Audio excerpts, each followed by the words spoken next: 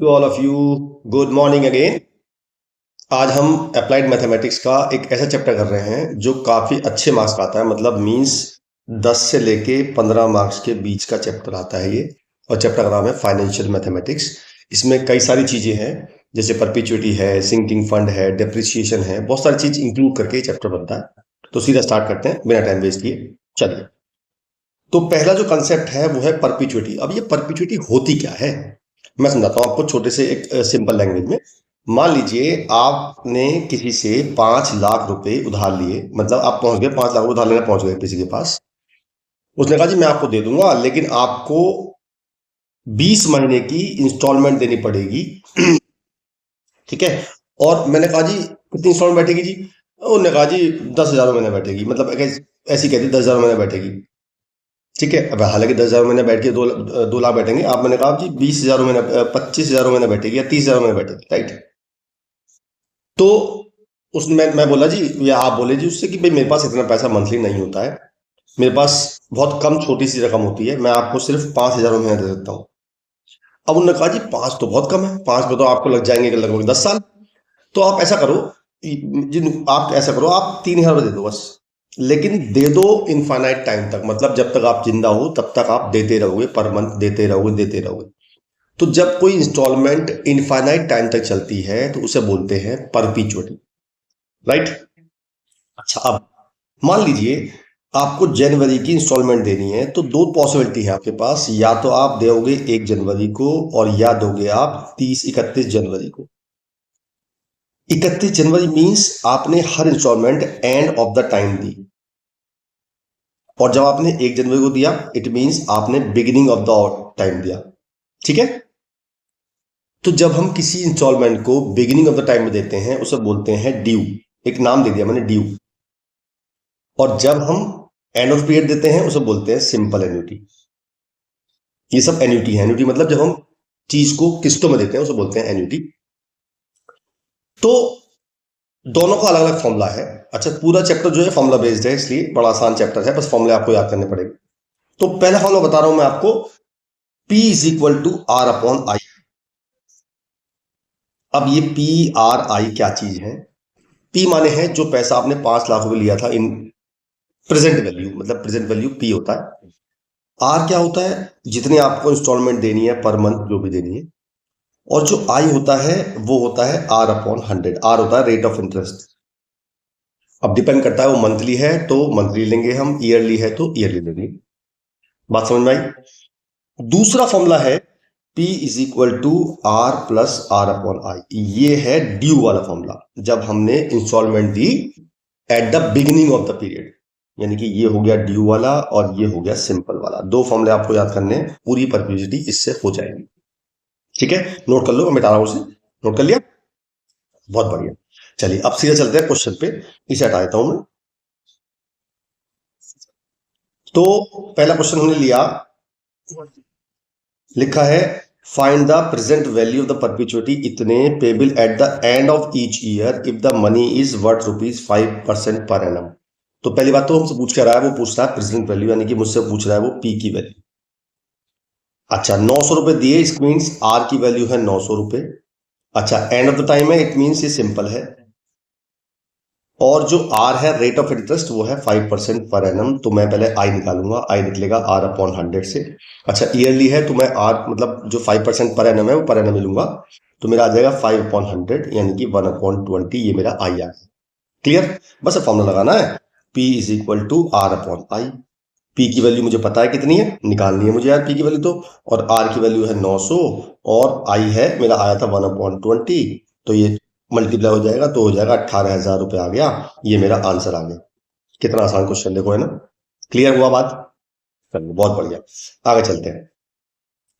अब लिखा है find the present value of perpetuity इतने payable at the beginning of the every 6 months if the money worth ₹600 per annum. तो इसमें दो बातें आपको याद रखनी पड़ेंगी। पहली बात तो ये ड्यू वाला फॉर्मूला है, तो फॉर्मूला लगेगा हमारा P is equal to R plus R upon आई।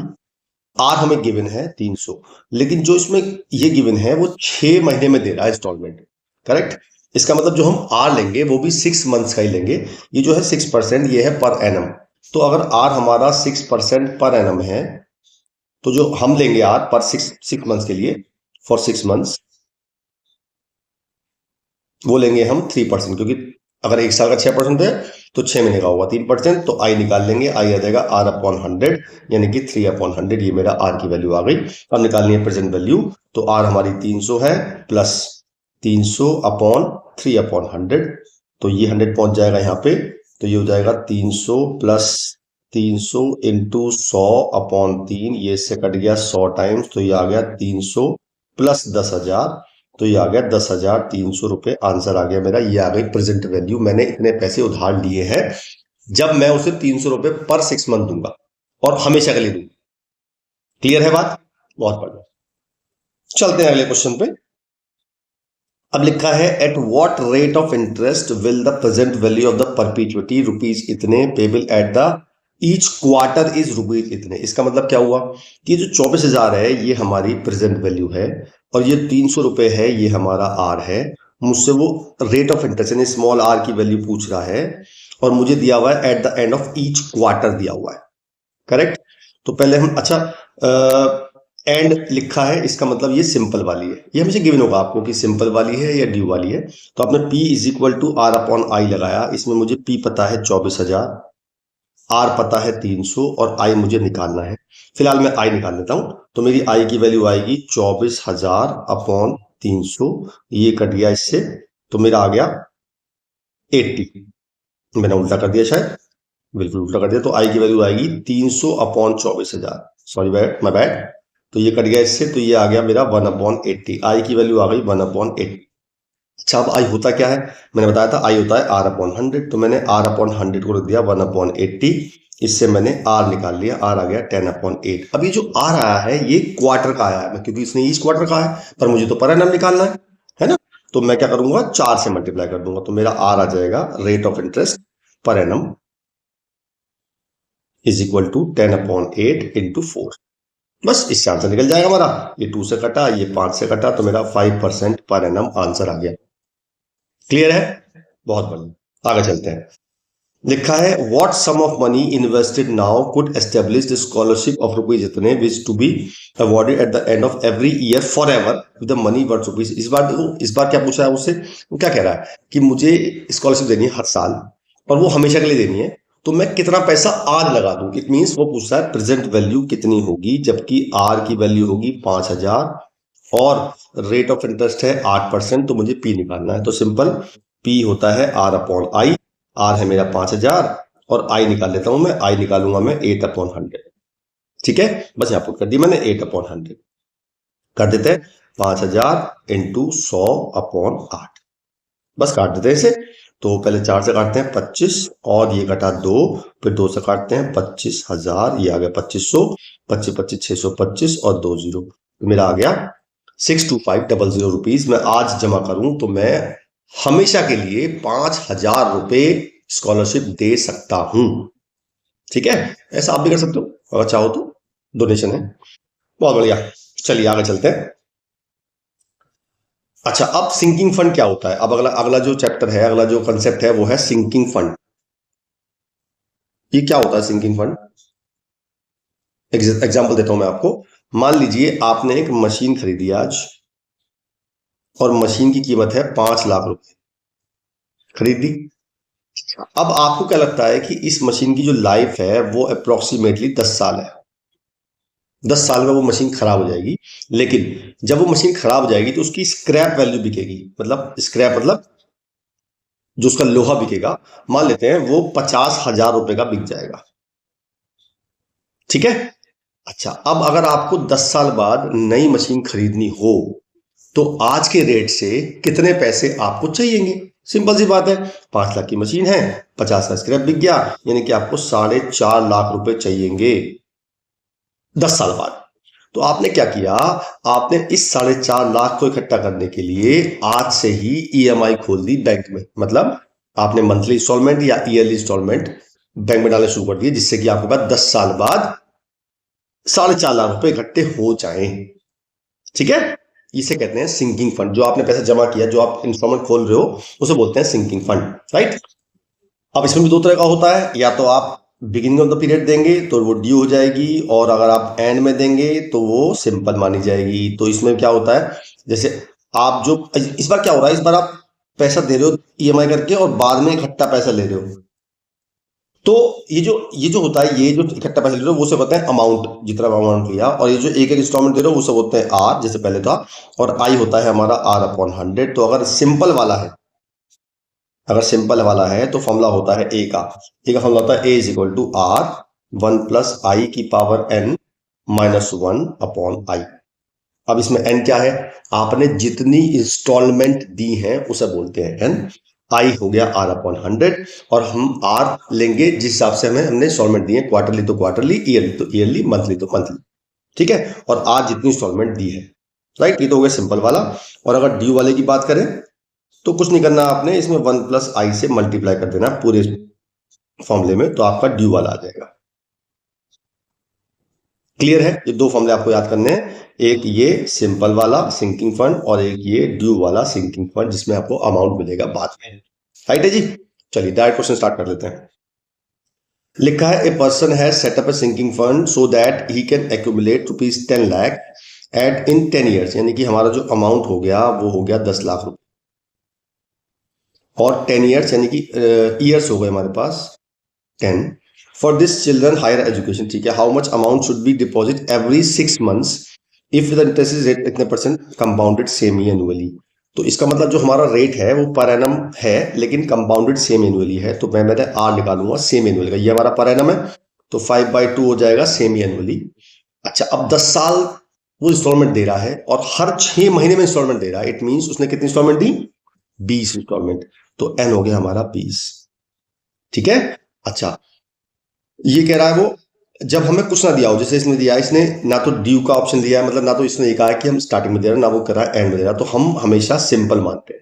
अगर कुछ ना दिया हो तो हमें सिंपल वाला, यानी कि at the end of each time वो इंस्टॉलमेंट दे रहा है, तो हम लगाएंगे सिंपल वाला formula, A is equal to R 1 plus I की power N minus 1 upon I. चलिए जी, ए मुझे पता है, आर मुझे निकालना है। अच्छा, अब आई निकाल लेते हैं। आई होता है आर अपॉन 100, यानी 5/2 अपॉन 100, तो यह आ जाएगा 5/200, यानी कि यह आ जाएगा 40, 1 अपॉन 40 मेरा आई आ गया। ठीक है। अच्छा जी, वैल्यू पुट कर देते हैं। ए मेरा है 10 लाख, आर है निकालना है मुझे। अच्छा, 1 अपॉन 40 को अगर हम डेसिमल में लाएं तो कैसे लाएंगे, हम क्या करेंगे, आपसे डिवाइड कर सकते हो, तो यह आ जाएगा 0.025, तो मैंने आई को 1 प्लस 0.025 की पावर 20 माइनस 1 अपॉन 0.025। ठीक है जी। अब ये आ गया मेरा। अब देखो ये जो चीज आ गई, ये आ गई 1.025 की पावर 20। अब इसके दो तरीके हैं, या तो जब क्वेश्चन आया एग्जाम में आपको इस पूरे की वैल्यू एज इट इज मिलेगी, लेकिन अगर नहीं मिलती है तो आपको इसे लॉग से निकालना पड़ेगा। इसे सिखाता हूं कैसे निकालते हैं लॉग से। 1.025 के पावर 20, चलिए जी, मैं मान लो मैंने इसको मान लिया 1.025 की पावर 20, और इसका लॉग लेते हैं बोथ साइड, तो लॉग एक्स की वैल्यू जो आएगी वो आएगी 20 लॉग 1.025। अब हम देखेंगे लॉग टेबल। लॉग टेबल खोल लो अपनी। चलिए मैंने खोल लिया लॉग टेबल।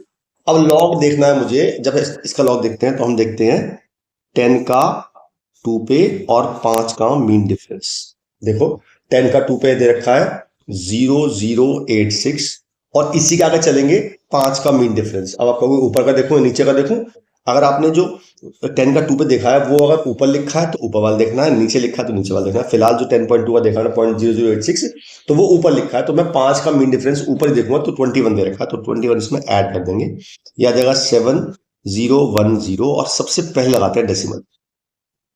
तो ये मेरा इसका पूरे की वैल्यू आ गई ये वाली, तो मैं लिख दिया यहाँ पे 20 इंटू 0.0107। तो इसको मल्टीप्लाई कर देते हैं। जब मैं इसको मल्टीप्लाई करूंगा किसको, 0.017 की, यानी कि 0.0107 इंटू 20 मैंने मल्टीप्लाई कर दिया, तो मेरा आ गया 0.214। ये मेरी आ गई लॉग एक्स की वैल्यू। अब मुझे एक्स निकालना है, तो मैं इसका एंटी लॉग ले 0.214। अब आप एंटी लॉग टेबल खोलिए फटाफट, इसके आगे चलिए, लॉग टेबल खोल रखिए ना आपने, इसके आगे चलिए एंटी लॉग टेबल देखिए आप। 0.21 का 4 पे देखिए, 0.21 का 4 पे देखा मैंने, तो वो मुझे दे रखा है 1637। ठीक है, तो इसमें एक के बाद डेसिमल आता है मुझे यहां से, तो मेरी x की वैल्यू आ गई 1.637। ऐसे निकालनी है वैल्यू सारी आपको, एक और दिखाऊं निकाल के अगले क्वेश्चन में अगर आई तो मैंने फिलहाल 1.367 मैंने इसकी वैल्यू पुट कर दी, तो मेरा आ गया r 1.367 माइनस 1/0.25 और ये हो गया 1,00,000 रुपए। ठीक है जी, बस r निकाल लेंगे, अब इसे माइनस कर देंगे तो r की वैल्यू आ जाएगी 0.025 इंटू 1,00,000 अपॉन 0.367। ठीक है जी, अब इसको मल्टीप्लाई डिवाइड कर लो आप, मैं कर लेता हूं मल्टीप्लाई। 0.025 इंटू 1,00,000 है ना, और डिवाइड बाई 0.367, तो ये मेरी आ रही है 6811.98, तो ये आ गया 6812 रुपीज आ गया। इट मीन्स मुझे इतने रुपए की इंस्टॉलमेंट देनी पड़ेगी हर 6 महीने बाद 10 साल तक, तो मेरे पास 1,00,000 रुपए इकट्ठा हो जाएगा। राइट है, एक छोटी सी मिस्टेक हो गई, हमने जो वैल्यू निकाली थी वो 1.637 थी, मैंने अब 337 ले लिया, कोई बात नहीं। 637 है ये, तो ये 0.637 हो जाएगा। एक बार दोबारा मल्टीप्लाई डिवाइड कर लेते हैं, मैंने किया 0.025 इंटू 1,00,000 है ना, और इसे डिवाइड कर दिया मैंने 0.637 से, तो मेरी वैल्यू आई 3924। अब ये ठीक लग रही है, तो ये मेरा आंसर आ गया, मतलब मुझे इतनी इंस्टॉलमेंट देनी पड़ेगी। राइट, चलिए आगे चलते हैं। अगला लिखा है ए मशीन कॉस्ट रुपीज इतने and it's effective life is 20 years, यानी कि इतने रुपए की मशीन है और 20 साल चलेगी वो। A sinking fund is created to replace the machine at the end of life time when the scrap realise rupees 25,000 only. Calculate what amount should be provided every year out of profit for the sinking fund accumulate the interest of rupees. चलेगी, क्या कह रहा है question में, वो हमारी machine जो है वो 5,25,000 रुपए की है और उसकी स्क्रैप बिक जाएगी 20 साल बाद 25,000 रुपए की, तो इनकी मुझे उस समय जो पैसा चाहिएगा वो चाहिएगा मुझे 5,25,000 माइनस 25,000, क्योंकि इतने की स्क्रैप बिक जाएगी। इट मीन्स मुझे 5,00,000 रुपया चाहिएगा 20 साल बाद, और मैंने आज से पैसा इकट्ठा शुरू कर दिया। रेट ऑफ इंटरेस्ट का 5%, यानी कि आई की वैल्यू हो गई 5/100, यानी कि 0.05। क्लियर, और एन मेरा 20 है ही, और मुझे निकालनी है किसकी वैल्यू, आर की वैल्यू, तो अमाउंट होता है आर। अच्छा, इसमें लिखा है एंड ऑफ द, देखो लिखा है and of the life period, तो इसका मतलब सिंपल वाला ये भी, तो आर 1.05 की पावर 20 माइनस 1/0.05। अब एक बार चेक करो, जैसे मैंने पहले निकाली थी, आप इसकी वैल्यू खुद निकालेंगे। एक बार चेक कर लो, वीडियो पॉज कर लो, निकाल लो, अगर नहीं आती तो मैं बताता हूँ। चलिए, वीडियो पॉज करी थी आपने, तो मैंने फिर से इसको एक्स मान लिया, तो ये हो गया 1.05 की पावर 20, लॉग लिया तो लॉग एक्स की वैल्यू आ गई 20 लॉग 1.05। अब जाएंगे लॉग टेबल पे, तो देखेंगे 10 का 5 पे, 10 का 5 पे दे रखा है 0.0212, तो ये हो गया इंटू 0.0212, इसको मल्टीप्लाई कर लेते हैं। मल्टीप्लाई करने के बाद ये हो जाएगा 0.424, ये मेरी लॉग एक्स की वैल्यू आ गई। अब हम निकालेंगे एक्स, तो मेरा हो जाएगा एंटी लॉग 0.424।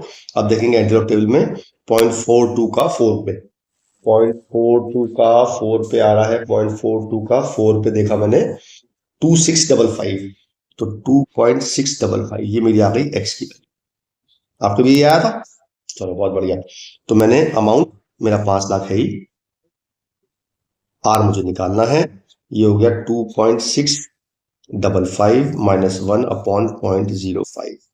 ठीक है, तो फिर से आर निकाल लेंगे, मेरा आ जाएगा 0.05 इंटू 5,00,000 अपॉन 1.655, इसको मल्टीप्लाई कर लेते हैं। तो पहले हम करते हैं 0.05 की मल्टीप्लाई 5,00,000 से, है ना, ये आ गया। अब डिवाइड बाय करते हैं 1.655, तो मेरी आ गई 15,105 रुपए की वैल्यू आ गई। अगर मैं 15,105 रुपए दूंगा 20 साल तक हर साल, तो मैं 20 साल बाद 5,00,000 रुपए मशीन खरीदने के लिए लगा सकता हूं। ठीक है, तो ये है सिंकिंग फंड। और लेते हैं क्वेश्चन, अभी लिखा है a company set aside some rupees इतने at the end of each year in a sinking fund, मतलब ये दे रखा है मुझे आर की value 1,000 rupees, so that after 10 years, मतलब जो ईयर्स हैं वो मेरे 10 हो गए, अभी मुझे एन नहीं पता, नंबर ऑफ ईयर्स 10 हो गए। रिप्लेस द मशीनरी, ठीक है। assume that the cost of machinery remain constant at the end of 10 years and the money earns rupees इतने % per annum compounded interest, find the cost of machinery। तो वो each year दे रहा है, इसका मतलब N भी मेरा 10 हो गया और आर दे रखा है मुझे 5%। तो मेरा आई निकाल लूंगा, वही 5/100 आ जाएगा। मुझे अमाउंट निकालना है, अमाउंट हो जाएगा आर 1.05 की पावर 10 - 1/0.05। क्लियर है? अच्छा, अब इसकी वैल्यू फिर से निकालेंगे लॉग टेबल से। बस इतना करना है, मैं पहले निकाली थी, पहले 20 थी, अब की बात 10 है बस। तो यहाँ जो आएगा log x की जो वैल्यू आ जाएगी मेरी, वो आ जाएगी 0.212। अब एंटी लॉग टेबल में देख लेंगे 0.212 का, यानी 21 का 2 पे, 21 का 2 पे देखा मैंने एंटी लॉग टेबल में, ये मेरा आ रहा है 1629। तो ये मेरा x की वैल्यू आ गई 1.629। ठीक है, तो मैंने रख दी यहाँ पे 1.629। तो r दिया हुआ मुझे 1000, 1.629 - 1/0.05। बस इसको सॉल्व करना है आपने, आपका आंसर आ जाएगा। निकाल लेते हैं। तो मैंने पहले 1.629 इंटू किया 1000 और उसे डिवाइड कर दिया मैंने 0.05 से, तो मेरा आ गया 12,580 रुपये आ गए। यानी कि मुझे 12,580 रुपये की मशीनरी खरीदनी है, तो मुझे इतना पैसा जमा करना पड़ेगा और मेरे इतने पैसे इकट्ठे हो जाएंगे। क्लियर है? बहुत ही अच्छा, आगे चलते हैं। एक और लेते हैं सिंकिंग फंड का। 10 years ago mister Mehra setup a sinking fund to save the daughter higher। ठीक है जी। At the end of 10 years he receive rupees amount, तो ये अमाउंट हो गया हमारा 1021,760। व्हाट अमाउंट टू पुट, तो यानी कि मुझे आर की वैल्यू निकालनी है। एट द 6 months, तो 10 साल तक जब वो 6 महीने देगा तो उसकी नंबर ऑफ इंस्टॉलमेंट हो जाएंगी 20। तो एन हो गया 20, 5% कंपाउंडेड 6 महीने के लिए पर एनम है। तो आर हो जाएगा मेरा 5/2, क्योंकि 6 महीने निकालना है मुझे। तो आई हो जाएगा 5/200, यानी कि 0.025। अब फॉर्म रख देते हैं, A is equal to R 1 plus I की पावर n - 1/i। तो वैल्यू पुट करते हैं सबकी यहाँ पे। तो ए मुझे दे रखा है 1021660। आर मुझे निकालना है, ये 1.025 की पावर 20 - 1/025। इस क्वेश्चन में ये अच्छी बात है कि आपको इसकी वैल्यू गिवन है, एक्सक्यूज मी। बस जी वैल्यू पुट कर देते हैं इसकी अब। तो ये तो हो गया 1021760 इज इक्वल टू आर। इसकी वैल्यू है 1.6386 - 1/025। ये 1 से 1 मतलब पॉइंट बचेगा, तो मुझे मेरी आर की वैल्यू आ जाएगी 0.025 इंटू 1021760 और अपॉन में आ जाएगा 0.6386। इसको सॉल्व कर, तो इसकी वैल्यू आ जाएगी मेरी 40,000। इसका मतलब 40,000 रुपये मैं डालूंगा तब मेरा इतना अमाउंट बनेगा। तो ये था हमारा सिंकिंग फंड। अब अगला कंसेप्ट लेते हैं। अगला कंसेप्ट है ईएमआई। ईएमआई मतलब मुझे मंथली इंस्टॉलमेंट देनी है। तो इसका जो फॉर्मूला होता है, मान लो मैंने आज पैसे लिए कुछ पैसे और रेट दे रखा है और मंथली इंस्टॉलमेंट देनी है, तो फॉर्मूला होता है ईएमआई का। लिखवा देता हूं, P plus PNI upon N। P माने जितना पैसा लिया मैंने, N माने जितनी इंस्टॉलमेंट दी मैंने, और I वही है R/100। R को आपको उस तरह से ब्रेक करना है, मंथली है तो मंथली में लाना है और वैल्यू पुट करनी है, सीधा आंसर आएगा हमारा। जैसे ये क्वेश्चन ले लेते हैं, बोरो रुपीज इतने, इसका मतलब हमारा जो पी हो गया वो हो गया 1 लाख रुपीज। 1 लाख ही ना, हाँ 1 लाख। और जो आर है मेरा 10% पर एनम है, लेकिन मुझे तो मंथली निकालना है, तो जो आर होगा मेरा 10/12 हो जाएगा, क्योंकि मंथली निकालना है मुझे। और 2 ईयर्स है, इसका मतलब जो मेरा एन होगा वो 24 होगा। ये समझ में बात आ गई कि अगर 2 साल तक मैंने हर महीने इंस्टॉलमेंट दी है तो मैंने कितनी इंस्टॉलमेंट दी होंगी? 24 इंस्टॉलमेंट दी होंगी। बस अब वैल्यू पुट कर देते हैं ईएमआई की। तो पी मेरा है 1 lakh plus 1 lakh into n 24। आई की वैल्यू होगी मेरी, आई के निकालेंगे तो R/100 से निकालेंगे ना, ऐसे निकालेंगे, तो मेरा आ जाएगा, ये से कट जाएगा है ना, तो 1/120 आ जाएगा। तो 1/120 और नीचे आ गया n यानी कि 24। अब आपको सॉल्व करना है, तो आपकी ईएमआई आ जाएगी। निकाल लेते हैं। तो पहले एक 0 से 0 काट दिया मैंने, 12 दूनी 24 काट दिया, तो ये हो गया मेरा 20,000, यानी कि 1,20,000 हो गया और अपॉन 24 करना है, तो उसको डिवाइड करने में आ जाएगा 5,000 रुपये। इसका मतलब मुझे 5,000 रुपये पर मंथ देना है अगर मैंने आज लिया है 1,00,000 रुपया 2 साल में। ठीक है, चलिए आगे चलते हैं। Calculate EMI under flat rate system for the loan of rupees इतने with 10% annual interest for 5 years. जो हमने पढ़ा था अभी P इक्वल टू फॉर्मूला पढ़ा था, that is for flat rate obviously, मतलब ये फ्लैट रेट के लिए ही होता है। रिड्यूसिंग बैलेंस मेथड अभी आएगा बाद में, तो हमें यही फॉर्मूला सेम इसमें लगाना है। सब कुछ सेम है, एक बार आप वीडियो पॉज करो और खुद चेक करो कैसे लगाते हो आप। चलिए चेक कर लेते हैं। तो हमारा जो P है वो है 5,00,000 रुपए, 10% है तो R मेरा 10 है, लेकिन मैं अपॉन 12 करूंगा क्योंकि मुझे पर मंथ निकालना है और 5 ईयर्स है तो कितनी इंस्टॉलमेंट होंगी, 12×5 तो N की वैल्यू हो जाएगी 60। ठीक है जी, तो EMI निकालने के लिए सीधा फॉर्मूला लगा देंगे, P यानी कि 5,00,000 plus P N I upon N। ठीक है, सॉल्व कर लेते हैं इसे। 10 से 10 काट दिया, एक 0 से 0 काट दिया, 12×5 = 60 काट दिया, तो ये हो गया 5,00,000 प्लस 25, ये हो गया 25 और 4 0 और नीचे आ गया 60। अब इसको सॉल्व कर लेंगे तो ये आ गया 7,50,000 अपॉन 60, तो मेरा आ जाएगा 12,500 रुपए की इंस्टॉलमेंट आ गई। इसे कहते हैं फ्लैट रेट। अब एक होता है रिड्यूसिंग बैलेंस मेथड, मतलब क्या होता है इसका, जैसे अब तक हमने किया, हमने एक इतना परसेंटेज फिक्स कर दिया और हम इतना ही पैसा लेंगे हर बार, मतलब इतने परसेंट से रेट चार्ज करेंगे हर बार EMI पे। लेकिन रिड्यूसिंग क्या होता है, आपने जितना पैसा दे दिया वापस एज EMI, तो वो प्रिंसिपल बैलेंस में से रिड्यूस हो जाएगा और जो रिड्यूस्ड बैलेंस होगा उस पे परसेंटेज लगेगा। ठीक है, चलिए देखते हैं क्या कह रहा है वो। अच्छा, रिड्यूस बेस्ड बैलेंस की पहचान एक ये भी है कि जब वो कहे कि पर एनम कंपाउंडेड मंथली, तो जब मंथली कंपाउंड हो रहा है it means her bar her month rate of interest change हो रहा है, 8% तो है ही, मतलब अमाउंट चेंज हो रहा है। तो जब ये कंपाउंडेड मंथली आ जाए इट मींस ये रिड्यूस्ड बैलेंस मेथड है। और इसमें फॉर्मूला क्या होता है वो लिखवाता हूं मैं आपको। इसका फॉर्मूला होता है EMI का P into I into 1+I⁻n और नीचे आता है 1+I⁻n-1। सब कुछ सेम है, बस फॉर्मूले का फर्क है। चलिए फॉर्मूला लगा देते हैं। P मेरा है 5,00,000 इंटू I 8% है तो मैं 8/12 करूंगा पहले, फिर 8/100 करूंगा, तो ये हो जाएगा 8/1200। इसे निकालते कितना आता है, ये आता है मेरा 4 से काटा 4 दूनी 8 और 4 दिया 12, तो 2/300। अब 2/300 को जब सॉल्व करेंगे हम तो कितना आएगा, 2/300, ये आएगा 0.0066, तो मैं लिख दिया 0.0067। तो 1 प्लस करेंगे तो आएगा 1.0067 की पावर n। अब n कितना है, 5 साल देना है तो 60 इंस्टॉलमेंट हो गई 60, नीचे आ गया 1.067 की पावर 60 -1। अब हमें इस क्वेश्चन में इसकी वैल्यू गिवन है ऑलरेडी, तो वैल्यू पुट कर देते हैं बस। तो मेरा हो जाएगा 2 0 2 0 काट दी मैंने यहाँ पे, 4 दूनी 8 4 दिया 12, तो ये हो गया मेरा 5,000 इंटू 2/3। इसकी वैल्यू 1.4928 और 1 माइनस कर देंगे तो 0.4928 आ गई।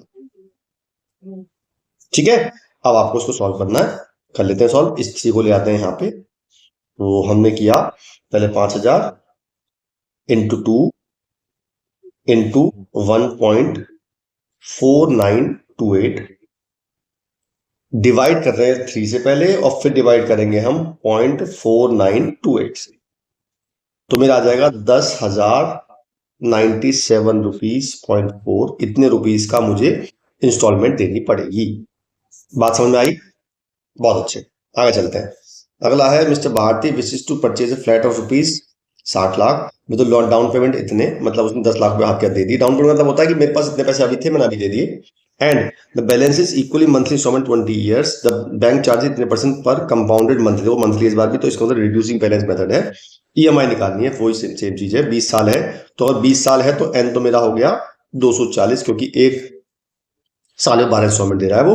अच्छा, 60 लाख का परचेज हुआ मकान, तो 10 लाख तो हैंड टू हैंड दे दिए, तो उसने लोन जो लिया वो केवल 50 लाख रुपए का लिया, ठीक है। अच्छा जी, रेट ऑफ इंटरेस्ट आर दे रखा है मुझे 7.5 अपॉन 12 करूंगा 1200, तो मेरी आई की वैल्यू आ जाएगी। अब इसे निकाल लेते कितना आता है। अगर मैं 7.5 को डिवाइड करूंगा 1200 से, मेरा आ रहा है 0.0625। अब फॉर्म लगाते हैं सीधा, ये वाला फॉर्म लगाते हैं सीधा, ये वाला P इंटू आई, पी मेरा है 50 लाख इंटू आई मेरा है ये आया 0.0625, 1.0625 की पावर 240 और नीचे आ जाएगा 1.0625 की पावर 240 माइनस 1।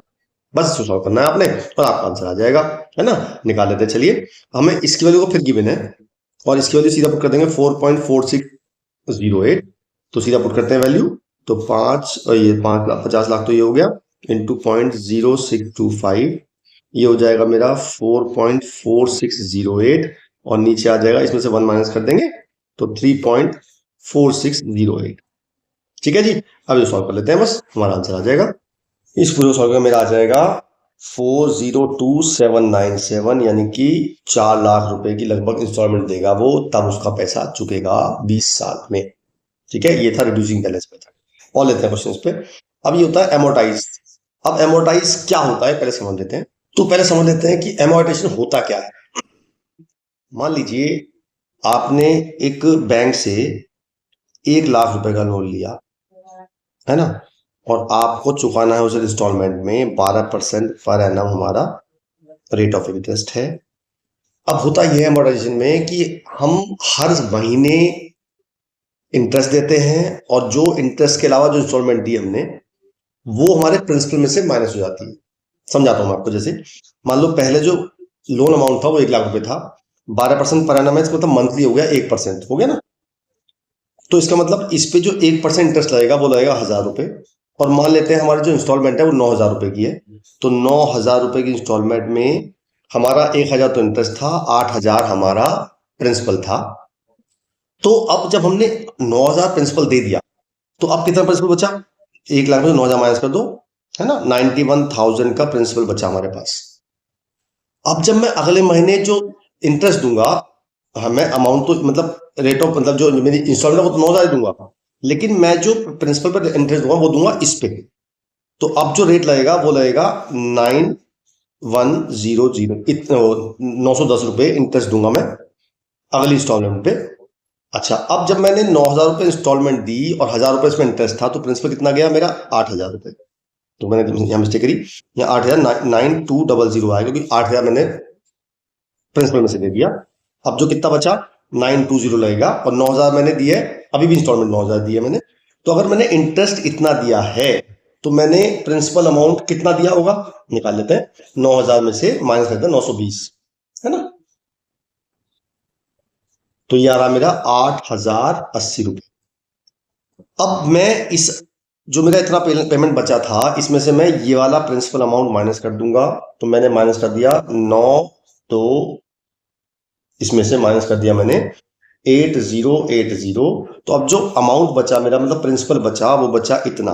तो अगले महीने जो इंटरेस्ट लगेगा मैं ये तो यही दूंगा, मतलब इंस्टॉलमेंट तो भी 9000 चल रही है, लेकिन हर बार इंटरेस्ट कम लग रहा है, प्रिंसिपल वैल्यू भी बढ़ रही है। मतलब प्रिंसिपल वैल्यू जो दे रहा हूं मैं इंस्टॉलमेंट वो बढ़ रही है। तो अब जो मैंने प्रिंसिपल वैल्यू दिया मैं जो दूंगा मैं रेट ऑफ इंटरेस्ट वो इस पर दूंगा, यानी कि 839 के आसपास में इंटरेस्ट दूंगा। तो मैं इसमें से माइनस कर दूंगा तो मेरी जो मेरा प्रिंसिपल अमाउंट पेड है वो आ जाएगा। ऐसे ही इसे बोलते हैं अमोर्टाइजेशन। तो ये पहली इंस्टॉलमेंट, ये दूसरी इंस्टॉलमेंट, ऐसे ही इसे बोलते हैं, कोई भी मान सकते हैं के इंस्टॉलमेंट। तो हमारा इसे नोट कर लो। तो ये होता है एमोर्टाइजेशन का मतलब। अब करना क्या है आपको, इसकी फॉर्मूले है। इसका फॉर्मूला ये कह रहा है हमसे, वो लिखा है principal outstanding at beginning of K installment, यानी कि के इंस्टॉलमेंट मतलब 5वीं इंस्टॉलमेंट के बाद कितना प्रिंसिपल बचा था मेरा। तो इसका फॉर्मूला है ईएमआई, जो भी ईएमआई दे रहे हो आप, ब्रैकेट 1 प्लस आई की power n minus K plus 1 minus 1, और नीचे आ जाएगा मेरा आई 1 प्लस आई की power n minus K plus 1। ठीक है, क्लियर है। इस पूरे को हम कुछ ऐसा लिख सकते हैं, ए n minus K plus 1 upon आई, ऐसे दोनों एक ही बात है। ठीक, ये हो गया, मतलब हमारा कितना प्रिंसिपल खड़ा था eight the beginning of K instalment. अच्छा, अब वो कहता है कि मैंने के इंस्टॉलमेंट में कितना इंटरेस्ट पे किया, के इंस्टॉलमेंट में इंटरेस्ट कितना लगा, जो मैं लिखवा था आपको अभी भी। तो इसका फॉर्मूला होता है ईएमआई, सब कुछ सेम रहता है, बस नीचे आई नहीं आएगा। ठीक है, तो ईएमआई और 1 प्लस आई की power n minus K plus 1 minus 1, और नीचे आ जाएगा 1 प्लस आई की power n minus K plus 1। ठीक है, क्लियर है। चलिए, बहुत बढ़िया। अच्छा, मतलब हमने जो इसका लिखना है, इसमें क्या किया हमने, आई से मल्टीप्लाई कर दो, तो आई into A N minus K plus 1 upon आई, मतलब एक ही बात है, आई से मल्टीप्लाई कर दो क्योंकि आई हमने हटा दिया था।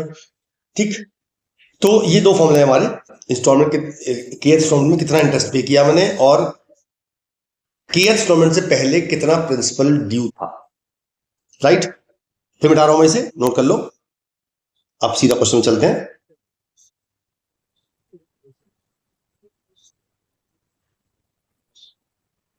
चल, अगला क्वेश्चन लेते हैं। एक क्वेश्चन है, अ पर्सन अमोटाइज ₹15,000 ना 15 मतलब 1,50,000 और 10 साल का मॉर्गेज है, यानी कि उसकी मंथली इंस्टॉलमेंट है। तो पहली बात तो लिखाते हैं हम, नंबर ऑफ इंस्टॉलमेंट कितनी हुई, 10 साल में 12 मंथ होते हैं एक साल में, तो ये हुई 120 हमारी एन हो गया। अच्छा, अब आर निकालते हैं, 12% पर एनम है, इट मीन्स मंथली निकालेंगे तो 12/12 यानी कि हो जाएगा 1% पर मंथली। तो आई निकालेंगे तो आई अपॉन 100 हो जाएगा, आर अपॉन 100 है ना, तो ये हो जाएगा 1/100 यानी कि 0.01। ये तो हो गया हमारा आई। अच्छा, पी हमारा है ही हमारे पास 1.5 लाख रुपये। अच्छा, मुझे निकालना है ईएमआई, तो ईएमआई का पुराना ही फॉर्मूला है पी अपॉन ए 120 ऑब्लिक 0.01, मतलब ये होता है कि इसका मतलब ये होता है कि 120 नंबर ऑफ इंस्टॉलमेंट्स हैं और नीचे आई आता है, यानी कि A upon I, N upon आई।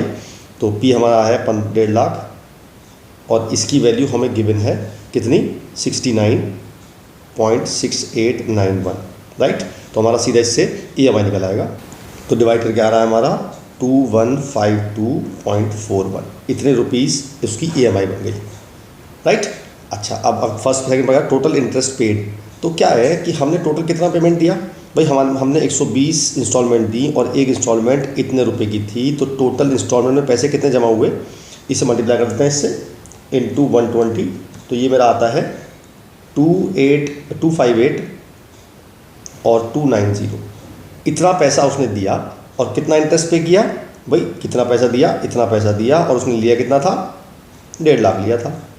बस इसमें से माइनस करते हैं 1.5 लाख, तो इसमें से माइनस करते हैं 1.5 लाख, तो कितना आ जाएगा 258 290 माइनस 1.5 लाख, तो यह आ जाएगा 1,08,290 रुपये। इतने रुपये उसने इंटरेस्ट पे किया। क्लियर है, चलिए आगे चलते हैं। नेक्स्ट क्वेश्चन है, देखिए क्या लिखा है, a loan of ₹4 lakh at interest rate of इतने % per compounded monthly is to be amortise by equal payments of end each month of by 10 years. तो सबसे पहले एन निकालते हैं, हमने 10 साल दिए तो 10 इंटू 12, ये भी 120 ही हो गया। राइट, अच्छा, आर हमारा है 6.75%, तो मेरा आई हो जाएगा 6.75 अपॉन 1200 इसलिए हुआ कि मंथली दे रहा है वो, तो जब मैंने इसको डिवाइड किया 6.75 डिवाइड बाई 1200, तो ये आ गया मेरा 0.005625, ये मेरा आ गया आई। पी मेरा है 4 लाख रुपए, ये सब चीज़ तो हमें दे रखी है। राइट, अब पहला पार्ट पूछा है वो the size of each monthly payment, तो हमारी ईएमआई का फॉर्मूला पता ही है हमें। ईएमआई का फॉर्मूला एक तो मैंने लिखवाया था आपको, पी अपॉन ए 120 ऑब्लिक 0.005625, लेकिन इसकी वैल्यू हमें गिवन नहीं है इस बार। पिछले क्वेश्चन में हमें ये वैल्यू गिवन थी, तो हम इससे नहीं करेंगे, हम जो पुराना फॉर्मूला लगाएंगे, तो ये हमारा होता है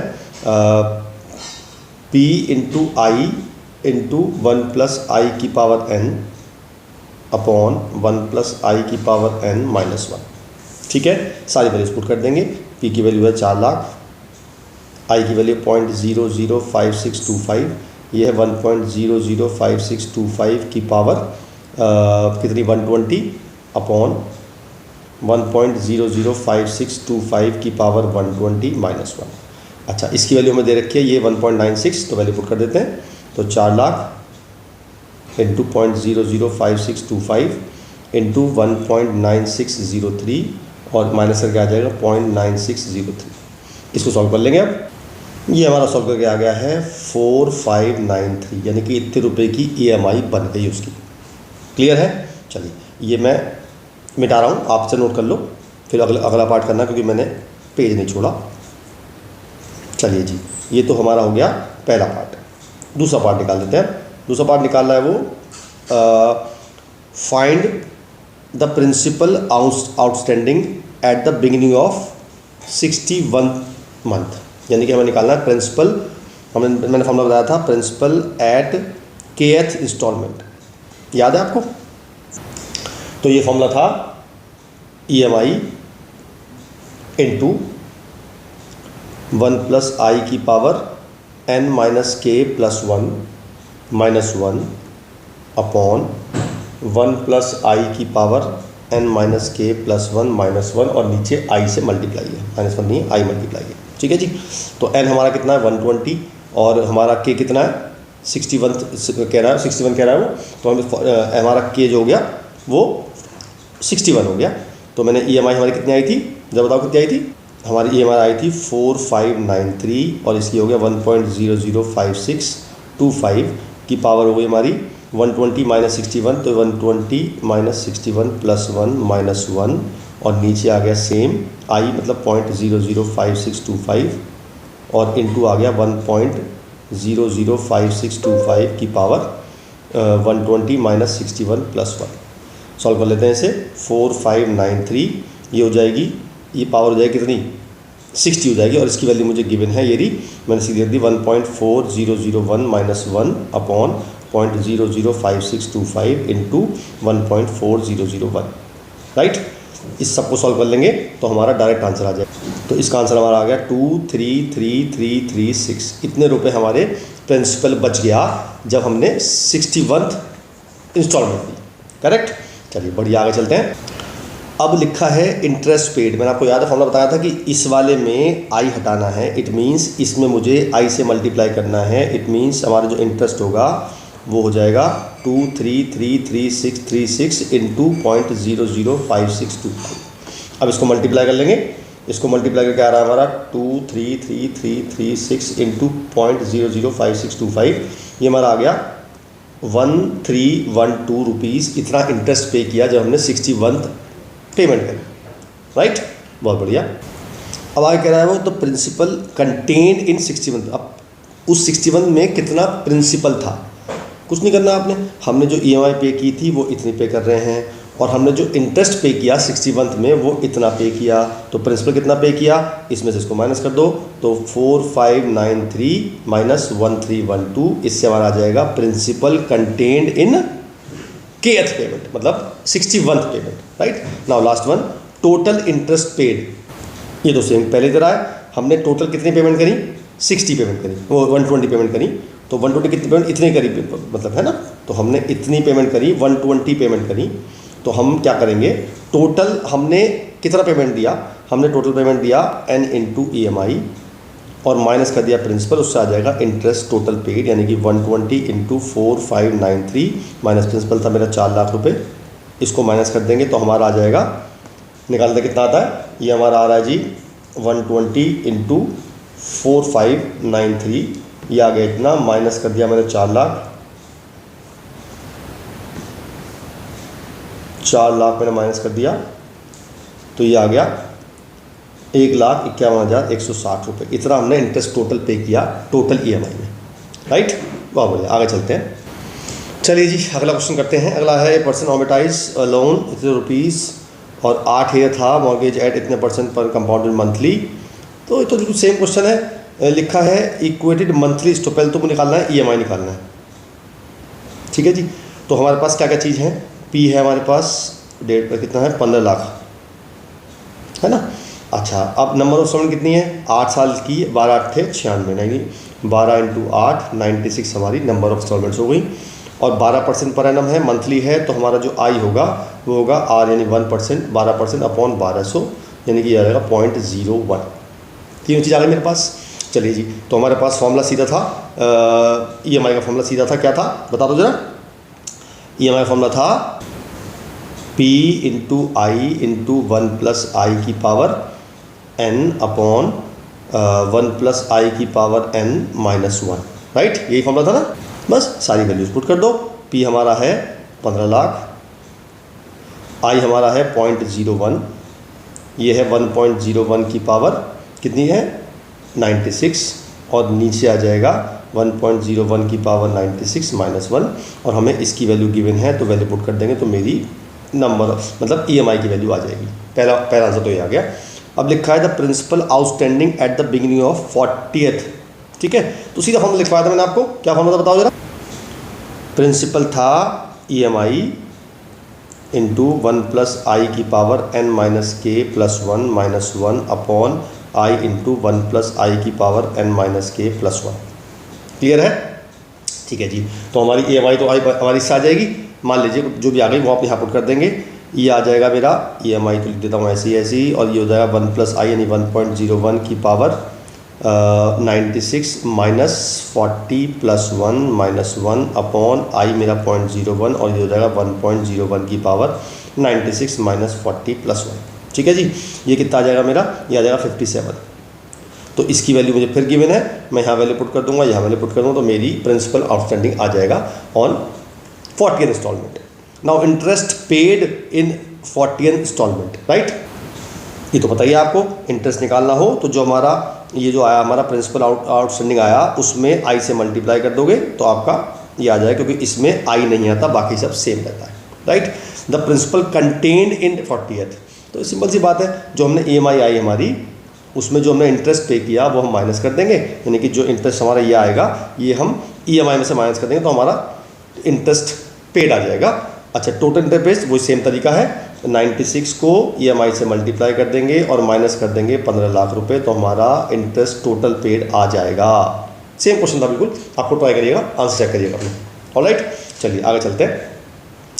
अगला है शेयर्स एंड डिबेंचर्स। शेयर्स क्या होता है पता ही होगा, शेयर्स क्या होता है, कंपनी पब्लिक से पैसे मांगती है उसे बोलते हैं शेयर। शेयर रिलीज किए जाते हैं, शेयर की होती है तो फेस वैल्यू और एक होती है मार्केट वैल्यू। फेस वैल्यू क्या होती है, जैसे कंपनी ने 100 रुपये का शेयर इशू किया तो वो उसकी फेस वैल्यू है। अब वो शेयर 2 साल बाद मान लो 200 का हो गया तो वो 200 हो गई मार्केट वैल्यू, राइट। लेकिन डिविडेंड जब भी मिलता है वो हमेशा फेस वैल्यू मिलता है। अगर मैं आपसे कहूँ एक शेयर था 100 रुपये का और वो आज की कीमत 1200 रुपये है और कंपनी ने 2% डिविडेंड लिखा है तो वो 2% 100 रुपये माना जाएगा, ना कि 1200 रुपये। बस इतना आपको याद रखना है, ठीक है जी। चलिए जी, अब क्या कहते हैं, द मैन इन्वेस्ट रुपीज़ इतने इन 50 rupees share available at 10% discount. तो एक आदमी ने रुपीज़ इतने लगाए और कितने रुपये का शेयर था, फेस वैल्यू थी 50 रुपये की और उसे मिला वो 10% डिस्काउंट पे, यानी कि वो मिल गया उसे 45 रुपये। मार्केट वैल्यू जो थी उसकी वो थी 45 रुपीज़। तो जब मैंने इतने पैसे लगाए और एक शेयर 45 रुपीज़ का था तो नंबर ऑफ शेयर कितने आ गए भैया, वो आ गए 22,500 अपॉन 45, ठीक है जी। इसको निकाल लेते हैं, कितना आया 22,500 डिवाइड बाई 45, तो ये आ गए 500 शेयर आ गए मेरे पास, मैंने 500 शेयर ले लिए, ठीक है।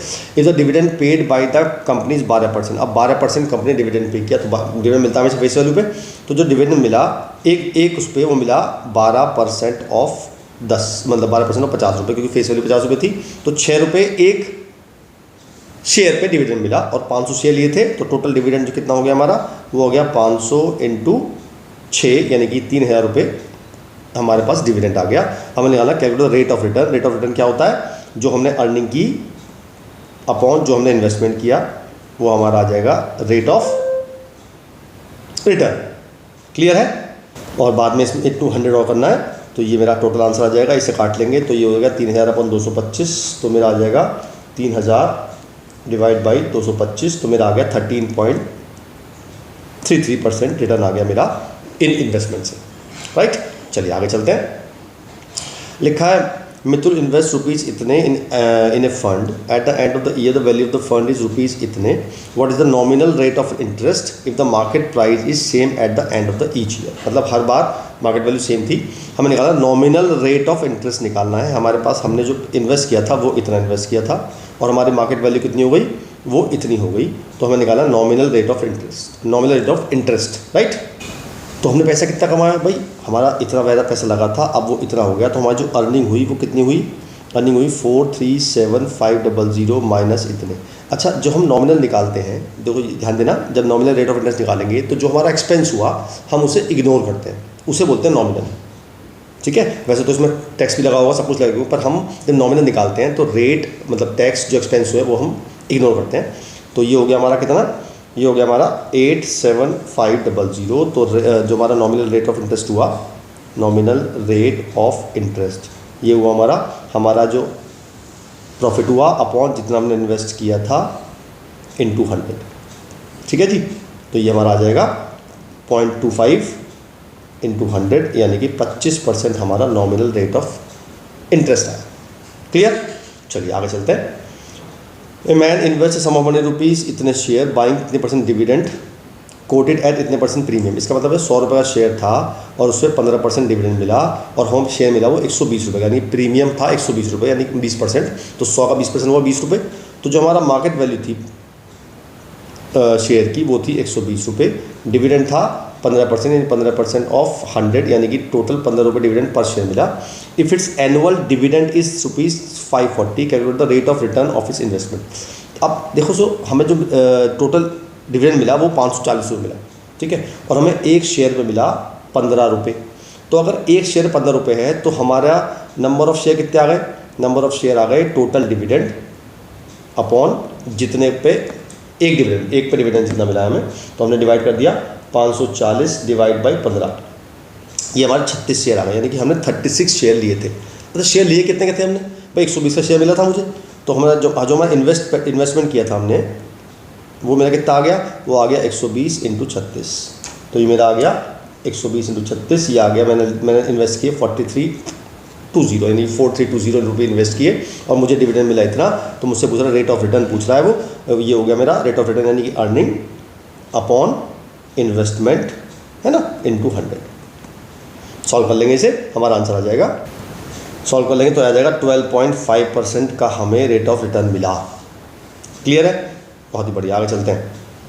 अगला है, एक company declare dividend of 14% dividend मिला हमें, and the find the market value of ₹50 share if the return on investment is 10%।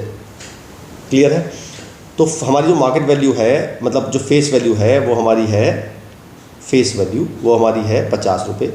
It means हमें जो डिविडेंड मिला होगा पर शेयर, डिविडेंड वो मिला हुआ हमें 14% ऑफ 50, यानी कि 7 रुपये पर शेयर हमें डिविडेंड मिला, ठीक।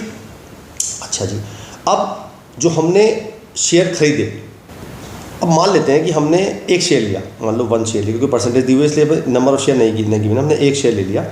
तो एक शेयर मान लो हमने X रुपीज़ का खरीदा, यानी कि उसकी जो मार्केट वैल्यू थी ये X रुपीज़ थी, ये निकालना हमें मार्केट वैल्यू, हमने मार्केट वैल्यू पे लिया था तो मार्केट वैल्यू में X रुपीज़ मान ली। तो हमारा इन्वेस्टमेंट एक शेयर पे कितना हुआ, X रुपीज़, और हमें डिविडेंड कितना मिला 7 रुपये का। तो हमारा जो रेट ऑफ रिटर्न हुआ वो हुआ 7 रुपीज़ अपॉन X इंटू 100, ये हुआ हमारा रेट ऑफ रिटर्न, और हमें दिया हुआ 10% रेट ऑफ रिटर्न। बस इससे एक्सेस कट जाएगा तो मेरी एक्स की वैल्यू 70 रुपीज़ आ जाएगी। इट मीन्स हमने एक शेयर 70 रुपये खरीदा था, it means the market value of the share is ₹70। ठीक है, नेक्स्ट चलते हैं। मिस्टर गुप्ता इन्वेस्टेड रुपीज़ इतने ऑन इतने share at the premium of 10 rupees paying इतने % डिविडेंड। तो पहले बात करते हैं कि हमारी जो फेस वैल्यू है वो है 100 रुपये और मार्केट वैल्यू जो है वो 10% ज़्यादा है, इट मीन्स वो 110 रुपये, और हमने शेयर इन्वेस्ट किए 16,500 रुपये। तो नंबर ऑफ़ शेयर हमारे आ जाएंगे 16,500 अपॉन 110, ये काट देंगे तो हमारे कितना आ जाएंगे 150 शेयर आ जाएंगे। तो हमने 150 शेयर खरीदे। अब डिविडेंड मिला 15% का मिला, तो डिविडेंड मिला एक डिविडेंड टोटल डिविडेंड कितना मिला हमें भाई, एक शेयर पर 15% है तो 15% ऑफ 100 रुपीज़, एक शेयर पर डिविडेंड है, हमने 150 शेयर खरीदे तो इतना डिविडेंड हो गया, यानी कि 15 इंटू 150 यानी कि आ गया 22,500 रुपये मिल गए हमें। ठीक है, अब eight the end of year she sales the share at the premium of ₹20, find her rate of return. तो ये तो मिल गया हमें डिविडेंड, राइट। अब उसने एंड ऑफ द ईयर उसने शेयर बेच दिए। कितने शेयर बेचे? सारे शेयर बेच दिए 20 प्रीमियम, यानी कि 120 रुपये के शेयर बेच दिए। जब उसने 120 के शेयर बेच दिए तो उससे कितना प्रॉफिट हुआ? भाई उसने खरीदे थे कितने के? 110 के, और उसने बेचे कितने के? 120 के। तो एक शेयर पे जो प्रॉफिट हुआ उसे वो हुआ 10 रुपये का प्रॉफिट हुआ। चले जी, अब उसने कितने शेयर खरीदे? 150 शेयर खरीदे थे। तो उस पर जो प्रॉफिट हुआ उसे प्रॉफिट ऑन सेलिंग वो हुआ है 150 इंटू 10, यानी कि 1500 रुपये हुआ। ठीक है, ये कितना आएगा? ये 22,500 नहीं आएगा, ये 2250 आएगा, है ना। तो टोटल प्रॉफिट कितना हुआ उसे? टोटल प्रॉफिट हुआ वो हुआ 1500, ये हुआ, और 2250 ये हुआ। इन्हें ऐड कर दिया मैंने तो 0573 इतने का टोटल प्रॉफिट हुआ। और उसका इन्वेस्टमेंट कितना था पता है आपको? 16,500। तो रेट ऑफ रिटर्न कितना हुआ? 3750 अपॉन 16,500 इंटू 100, ये हुआ ROI, रेट ऑफ रिटर्न, है ना। रेट ऑफ रिटर्न सब सॉल्व कितना आता है? ये हुआ हमारा 3750 इंटू 100 और डिवाइड बाई 16,500, ये हुआ हमारा 22% का प्रॉफिट हुआ, 22.72% का प्रॉफिट हुआ उसे।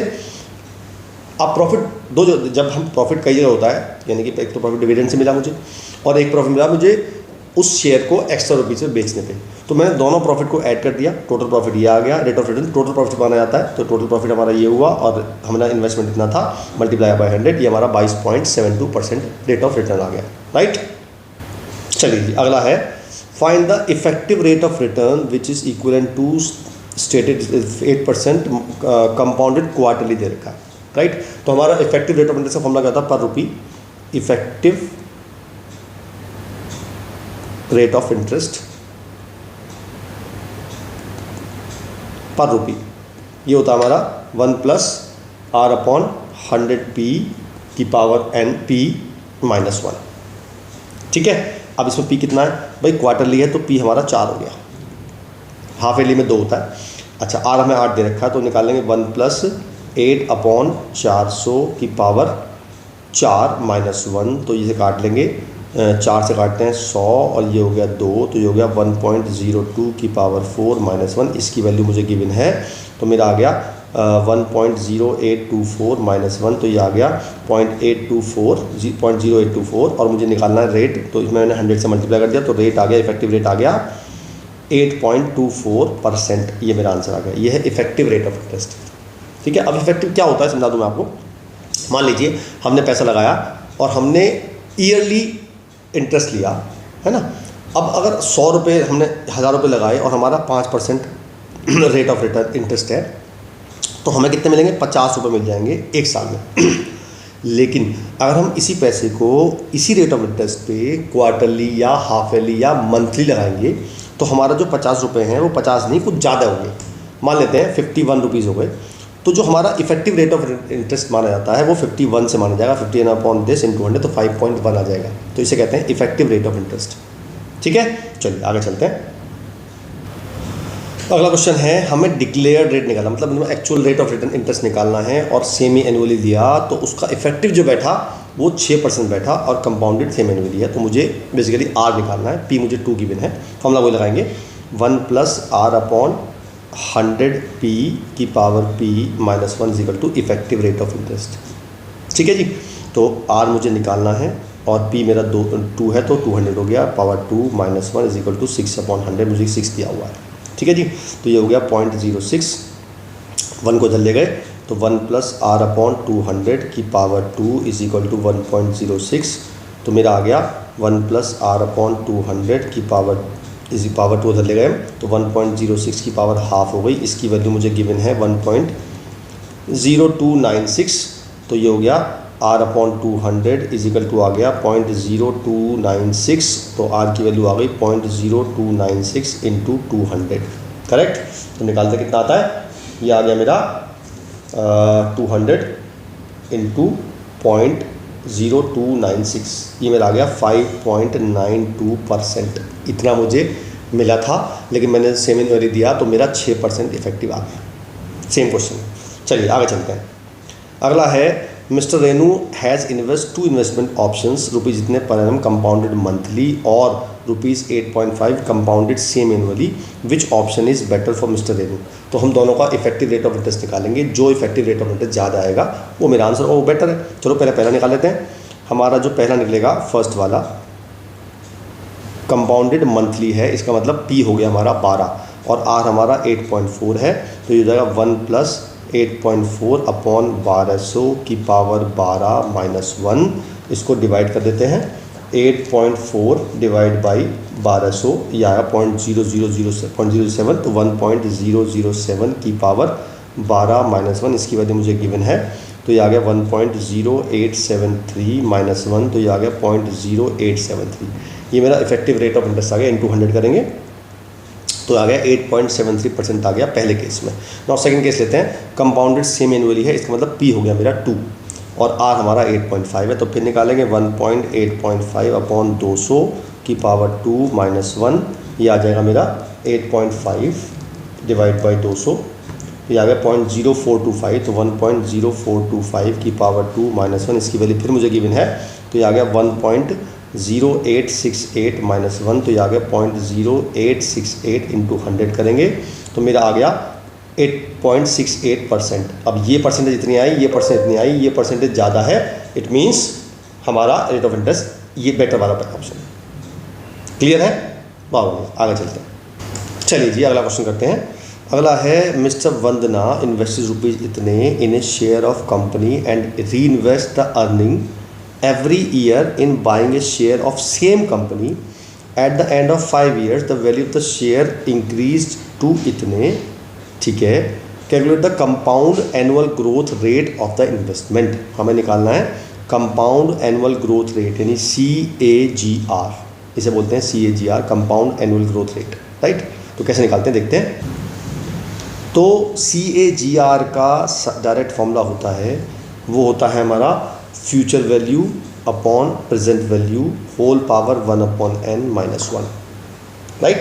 तो ठीक है, फ्यूचर वैल्यू हमारी है 56,000 और प्रेजेंट वैल्यू है 35,000 और n है मेरा 5, तो 1/5 हो गया माइनस 1, ये कट गया इससे।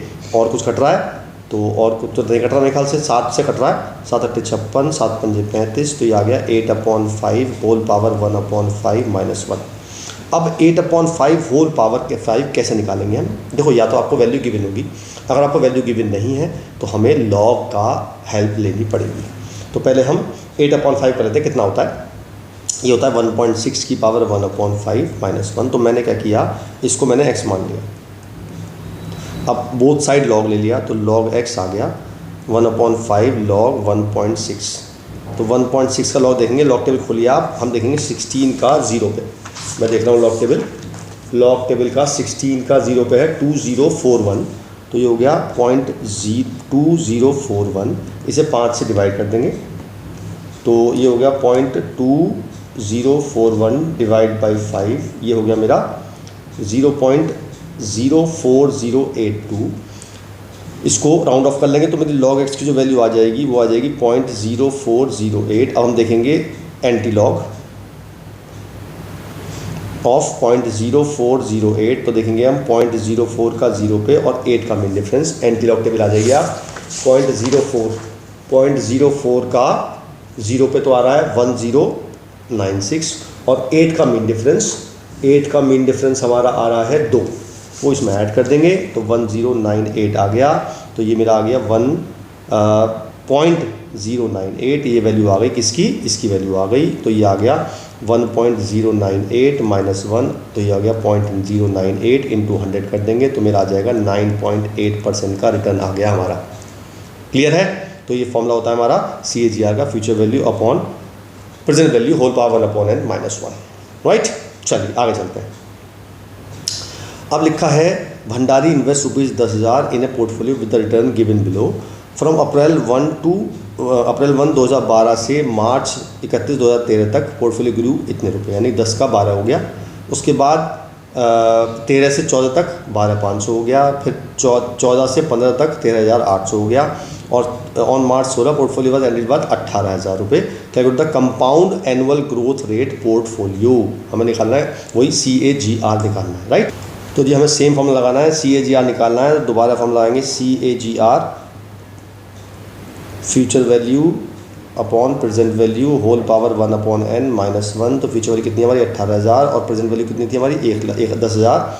तो 18,000 अपॉन 10,000 की पावर n कितना था, 2012 से स्टार्ट किया, 2016 में पहुंच गया, यानी 13 पे 1 साल हुआ, 14 पे 2 साल, 15 पे 3 साल और 16 पे 4 साल। 4 साल तो 1/4 -1, तो ये होगा 1.8 की पावर 1/4 -1। मैं फिर निकालूंगा इसकी वैल्यू, इसको x मान लूँगा। तो 1.8 की पावर 1/4 लॉग लिया बोथ साइड, लॉग x आ गया 1/4 लॉग 1.8। 1.8 का लॉग देखो जब टेबल पे कितना है, 18 का 0 पे, लॉग टेबल में देखो 18 का 0 पे, तो 18 का 0 पे आ रहा है मेरा 2553। तो 2553 पॉइंट लगाएंगे, इसे डिवाइड बाय 4 कर देंगे, तो ये डिवाइड बाय 4 करके आ जाएगा मेरा 0.06382। अब हम देखेंगे एंटी लॉग, तो x निकालेंगे हम, एंटी लॉग ऑफ 0.06382। तो हम देखेंगे 0.06 का 3 पे और 8 का मीन डिफरेंस, 2 हम राउंड ऑफ करने के लिए हटा देंगे। तो 0.06 एंटी लॉग टेबल पाइए, 0.06 का देखा हमने 3 पे तो 1156 और 8 का मीन डिफरेंस 2 है, तो ये हो गया 1158। तो मेरी लॉग x मतलब x की वैल्यू 1.158, ये वैल्यू मैंने यहाँ पुट कर दी। तो मेरा CAGR आ गया, ये आ गया मेरा 1.158 -1, यानी कि 0.158 इंटू 100 कर देंगे, तो ये आ जाएगा 15.8% का CAGR आ गया। क्लियर है, बहुत बढ़िया। चलते हैं आगे। अब लिखा है a piece of equipment was cost rupees इतने and has estimated useful life 8 years and 0 scrap value, find the annual depreciation using linear method. अब लीनियर मेथड क्या होता है ये समझ लेते हैं पहले। क्या होता है linear method, depreciation, annual depreciation निकालना है मुझे, तो वो होगा हमारा ओरिजिनल कॉस्ट माइनस स्क्रैप और अपॉन नंबर ऑफ ईयर्स। बिल्कुल सिंपल है। तो हमारा 25,000 कॉस्ट थी, स्क्रैप 0 हुआ और 8 साल हो गया, तो ये हो गया 25,000 अपॉन 8। तो 25,000 को 8 से डिवाइड कर देंगे, 25,000 डिवाइड बाई 8, तो मेरा आ जाएगा 3125। ये मेरा आ गया annual depreciation using linear. Clear, ये लीनियर सिंपल है, original cost minus scrap value upon number of years. आगे चलते हैं। ए मशीन कॉस्टिंग रुपीज इतने, expected to have useful life 13 years and final scrap value जितने, find the annual depreciation. Straight line और linear एक ही बात होती है, तो वही सेम तरीका है। एनुअल डेप्रिसिएशन हमारा हो जाएगा, original cost 30,000 minus scrap value थी 4,000 और नंबर ऑफ ईयर्स थे 13, तो ये हो जाएगा 26,000 अपॉन 13, तो 2,000 रुपये एनुअल डेप्रिसिएशन आ गया बाई लीनियर या स्ट्रेट लाइन मेथड से। एक ही बात है ना, एक नंबर क्वेश्चन आया तो। आगे चलते हैं। व्हीकल कॉस्ट रुपीज इतने एंड स्क्रैप वैल्यू इतने and annual depreciation charge is rupees इतने, find the useful life years. अब इसमें देखो हमें ये मेंशन नहीं किया कि लीनियर से निकालना है या वैसे निकालना, तो हम लीनियर लेके चलते हैं। तो हमारे जो डेप्रिसिएशन यानी 70,000 रुपये आ गया, 70,000 रुपये आ गया, वो आ गया हमारा ओरिजिनल यानी कि 9 लाख माइनस स्क्रैप वैल्यू 2,70,000 रुपये मतलब 27 लाख और अपॉन नंबर ऑफ ईयर्स। बस इससे एन निकाल लेंगे। तो पहले हम माइनस करेंगे 90 लाख को, कितनी जीरो है, 5 जीरो है, और माइनस 27 4 जीरो है, ये हो गया इतना, या 630000 अपॉन 70,000। तो डिवाइड बाई 70,000 कर देंगे, तो याद आएगा 9। तो मेरा 9 ईयर्स आ गया जो हमारा यूजफुल लाइफ आ गई। ठीक है जी, आगे चलते हैं। Dinesh purchase a washing machine of rupees इतने, the value of machine depreciating at the rate of इतने % per annum, calculate the value after 3 years। तो सिंपल डेप्रिसिएशन फॉर्मूला होता है, आपने सुना है, एक फॉर्मूला था बचपन में आपने सुना होगा, amount is equal to principal 1 + R/100 की पावर n। ये था जब हमारी चीज़ बढ़ रही है। डेप्रिसिएशन में क्या होता है, future value is equal to present value और 1 माइनस लगा देते हैं, बस और कुछ नहीं करना होता, सब कुछ सेव करता है। तो हमें फ्यूचर वैल्यू निकालनी है, तो वॉशिंग मशीन की प्रेजेंट वैल्यू हमारी 24,000 रुपये है और 1 माइनस R हमारा 5% है, और कितने साल है, 3 साल निकालना है, ये निकालेंगे, बस इससे हमारा आंसर आ जाएगा। ये काट देंगे 20 बार, तो 24,000 इंटू ये आ जाएगा 19/20 की पावर 3, तो इसे मल्टीप्लाई कर लेंगे तो ये हमारा आंसर आ जाएगा। ये आप खुद कर सकते हो, ठीक है। चलो अब मैं कर देता हूँ 3 0 काट दिए मैंने, 2 से काटा 12, 2 से काटा 6 और 2 से काटा 3, तो मेरा आ गया 19 × 19 × 19, 19 × 19 × 19 × 3, तो मेरा आ गया 20,577 रुपये मेरी आ गई 3 साल बाद की, ठीक है। अच्छा, कभी कभी क्या होता है, वो पूछ लेता है जी वो आज की वैल्यू है, ये बताओ जब मशीन खरीदी थी तब वैल्यू कितनी थी। तो कुछ खास बात नहीं है इसमें आपने क्या करना है, जो आपकी प्रेजेंट वैल्यू, जो आपकी फ्यूचर वैल्यू है वो आपको ये रखनी है और आपको प्रेजेंट वैल्यू निकालनी है इस बार, इतना करना होता है बस, है ना। चलो देखेंगे क्वेश्चन आएगा। तो a cost of car purchase 2 years ago depreciate the rate of 20% per year if it's present worth is जितने, फाइंड द परचेज। देखो सेम आ गया ना, 2 साल पहले की पूछ रहा है हम तो हम ये रखेंगे फ्यूचर वैल्यू, प्रेजेंट वैल्यू निकालनी है मुझे, 1 - 20% है अपॉन 100 की पावर 2, बस पी निकालना, आंसर आ जाएगा। तो ये काट लेते हैं इसे 5, तो ये आ गया p × 4/5 की पावर 2, तो p की वैल्यू आ जाएगी 315,600 × 5 × 5 अपॉन 4 × 4, सॉल्व कर लेंगे, ये मेरी प्रेजेंट वैल्यू आ जाएगी, मतलब जो पहले मैंने खरीदी थी। अब वैल्यू आफ्टर 3 years, आज से फ्री, प्रेजेंट वैल्यू मैं दे रखी नहीं, तो इस बार सीधा हम लगाएंगे future value is equal to 315,600 1 - 20/100 की पावर 3, इसे सॉल्व करेंगे तो ये मेरी फ्यूचर वैल्यू आ जाएगी 3 साल बाद की, ठीक है। बहुत बढ़िया, आगे चलते हैं। लिखा है the cost of machine depreciating by इतने rupees during 3rd year and by इतने during the 4th year, calculate the rate of depreciation per annum, right. चलिए जी करते हैं। तो इतने रुपए डिक्रीज हुए 3rd year में, है ना। तो इसका मतलब ये हुआ कि अगर मैं प्रेजेंट वैल्यू p मान लूँ तो 3 साल बाद, या पहले 2 साल निकालते हैं, 2 साल बाद उसकी फ्यूचर वैल्यू कितनी होगी, 2 साल बाद ये 2 मान लो, तो p × 1 - r/100 की पावर 2, और f3 कितनी होगी, 3 साल बाद कितनी होगी, p 1 - r/100 की पावर 3, और 4 साल बाद कितनी होगी f4 p × 1 - r/100 की पावर 4।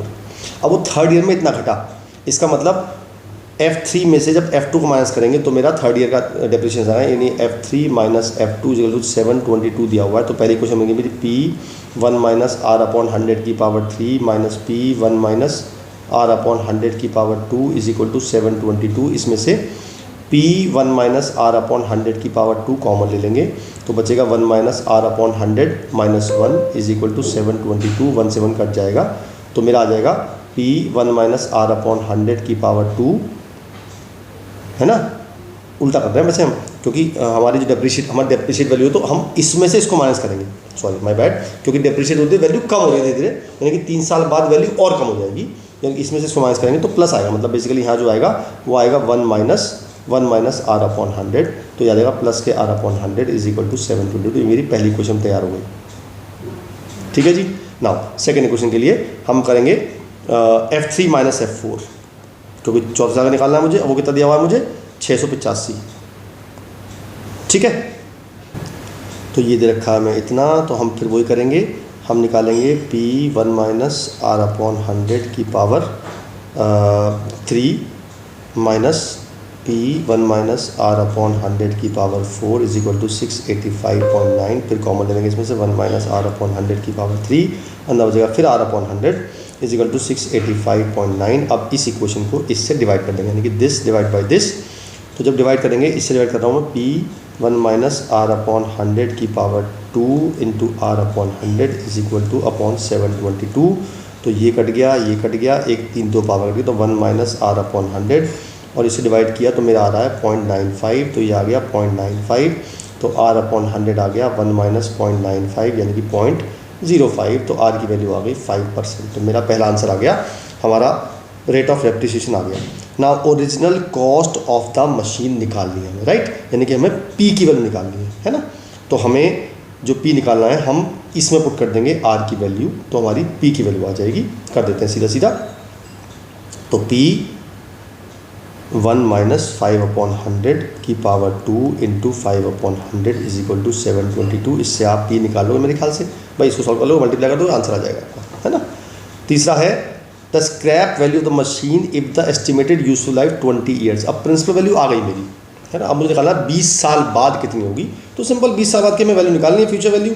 तो फ्यूचर वैल्यू निकालनी है तो 1 - 5/100 और जो p हमारा आएगा एक पावर 20 कर देंगे, तो ये मेरी स्क्रैप वैल्यू आ जाएगी 20 साल बाद की। ठीक है, मतलब आसान क्वेश्चन है, बस पहला पार्ट जो था वो डिफिकल्ट था R निकालना, उसके बाद तो सारे क्वेश्चन आसान है, राइट। चलिए आगे चलते हैं। The piece of machinery costing ₹25,000 expected to have useful life 4 years और स्क्रैप वैल्यू 0 है, find the annual depreciation charge using sum of the year digit method. अभी ये मेथड क्या होता है, चलिए दिखाते हैं। तो हमारी जो कॉस्ट है वो हमारी हो गई 25,000।